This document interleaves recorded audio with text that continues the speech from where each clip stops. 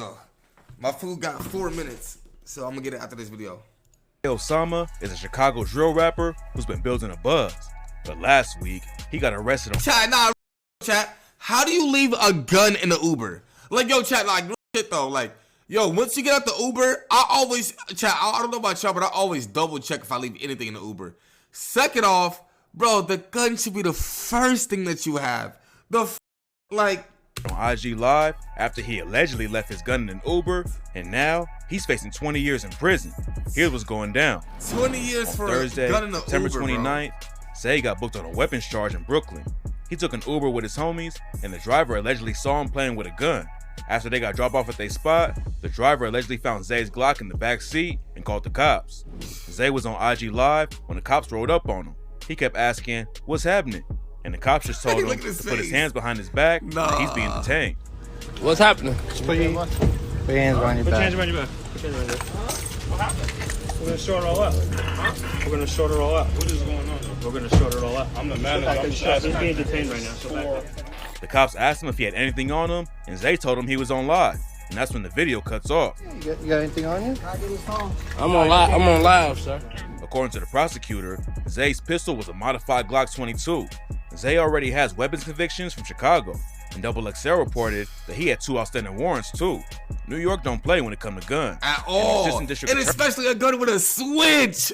Yo, he's crazy.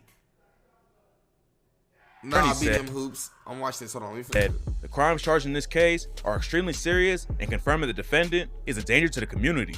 For one, the defendant possessed a particularly deadly weapon that had been converted from a handgun, capable of shooting just 1 bullet each time the trigger is squeezed, to having the capability of firing until the trigger is lifted. Right now, Zay's being held without bond, but hopefully he got a good lawyer to help him out of the situation. New York is damn near the last place you want to get caught with a gun, especially when it's been modified with a switch. A couple months ago, Zay went on the No Jumper podcast and talked about how he wasn't trying to get caught up in any gun cases. He said, I'm thinking in my mind like, damn, I do need to go get concealed carry shit. I'm in this position, I can't let nothing stop me or get in the way, you feel me? So I could be riding around with choppers or handguns and all this type of shit with nobody, just me. All that police ain't gonna do shit. Unfortunately, it looks like Zay never got the license, but even if he did, it's still illegal having a switch. Zay is from the south side of Chicago and has been making music his whole life. He said he started rapping and singing when he was 8 years old, and by the time he was 10, he was already recording his own tracks. But even though he knew he wanted to make music, Zay jumped off the porch at a young age and started getting in trouble with the law. When he was coming up, Zay would get booked on little charges and spend some time locked up, but never anything too serious. His dad was always in and out of jail, so Zay's mom raised him and his 5 siblings all by herself. But while she was at work trying to put food on the table, Zay was running around in the streets getting in trouble. When he was around 11, Zay and his homies would throw rocks at cars when they drove down the street. The cops kept getting called to his house while his mom was at work. And eventually, she lost her job at the post office because she had to leave and take care of Zay so the cops wouldn't call CPS and get him taken away. Back then, Zay was just being a bad kid, but it wasn't really serious. Then when he was 15, crazy. Hold on, chat. Let me go get my foot out the microwave because I'm starving. All right, chat. I'm back. Hold on. He got put on house arrest, but was still posted on the block and ended up getting shot. He told DJ Academics that he was chilling on the block with his homies with the ankle monitor still on him, and they ran down the street to see a fight that was going down. That's when some other dudes rolled up and started letting off shots, and Zay ended up getting hit in the chest. Damn. The bullet only missed Zay's heart by an inch. Damn. He was rushed to the hospital for treatment. Boom, so I go outside, I'm on the block, me and Foden, we chilling, we in the hood and shit. A whole lot of shit had happened. Then some hoes started fighting. Me and my homie, we walked down there to go see the hoes start fighting and shit. We get down there, something pull up, get the bumping, boom, boom, boom, boom, boom, boom. I get hit in the chest. After they confirmed he was gonna live, the cops cuffed him to the bed for violating his house arrest. What you eating, right? Mac and cheese and some buffalo chicken, chat. This shit is, I would say it's busting, but Zay told Academics that the cops actually gave him a chance to get away. The morning after he got shot, they took off his cuffs and told him they were gonna go grab some donuts. Zay says they told him if he could get up out of the bed and escape before they got back, then he'd be free to go. They left, said, we finna go grab some donuts. If you could get out the bed and leave out this hospital, by the time we get back, you good to go. What my the boy, fuck? I called him, come get me, gang.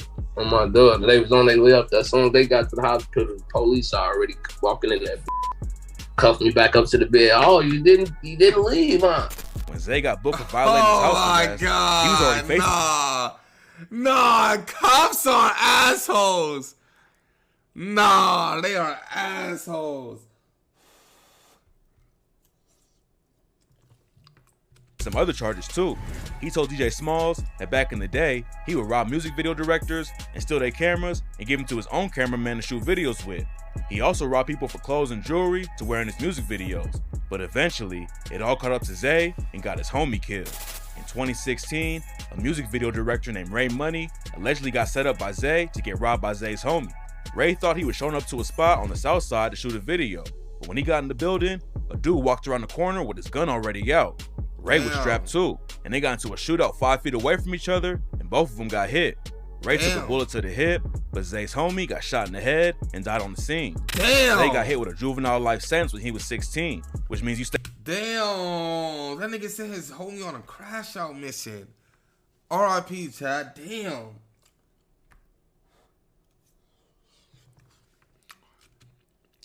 They locked up till you turned 21, but somehow his paperwork got messed up and he got released early when he was 19. He was listed as a violent juvenile and a habitual offender. The cameraman smoked him. Damn. In the system, and it was rare for them to cut time off your sentence if that was the case. But after they messed up and let him out early, Zay's case actually changed the whole system, and now violent and habitual offenders can cut time off their sentences with good behavior. After he got out, Zay decided to go even harder with the music. He told Audio Mac World, "Even when I was a child, I already knew I was gonna be a star. I was gonna be a millionaire and shit. I was buzzing before I went to jail, but when I got out, I saw they were still f***ing with me. The first couple of songs I had dropped got to buzzing, so I was like, I still got it." Zay was putting in work and going to the studio every day, but he still had a foot in the streets. He said, "I was in the hood every day, all day, shooting videos, making songs, still out here on my same shit that I was on before I went to jail." Zay was on the music grind for a couple years before it really popped off. But in 2019, he blew up with the track Changed Up and racked up almost 70 million views on YouTube. He was already buzzing in Chicago, but Changed Up took it to a new level. Almost overnight, he became one of the hottest artists in the game, and it led to him signing a major deal with Warner Records. After he dropped his first project, Hood Bible, in 2019, Zay kept it pushing and ain't slowed down. Growing up with nothing made him want to do whatever it took to make it out, and he told Audio Mac, "I want to see everybody doing good as me, especially my family, so I gotta make sure of that. I gotta make sure my family and my kids are straight, so I gotta do anything to make them dollars." Zay told DJ Vlad that he missed out on a lot of things when he was in juvie. His first son was born while he was behind bars, and he spent most of his teenage years locked up. I missed out on my whole teenage life, really. You know what I'm saying? Like all the fun stuff. Like I ain't get to see my son born, none of that. It seemed like he had turned everything around and was focused on his music career, but now he's facing decades in prison for the Glock. Hopefully, Zay beats the case and gets back to the grind. Last year, he said, "When you get a chance, don't fumble it. Don't play around with it, because you only get one chance and anything can happen any day, any given moment, anytime." If the gun is really his, then the situation's not looking great for Zay. But if the only evidence the cops have is what the Uber driver told him, then there's a chance he can beat it. Without pictures or videos, was Zay actually holding the strap? Then there's nothing to prove it's actually his. The fact that he has prior weapons charges on his record definitely don't help right now. But hopefully, he's got a good legal team to help him get out of the situation. This story's still developing, so make sure y'all tap in for updates.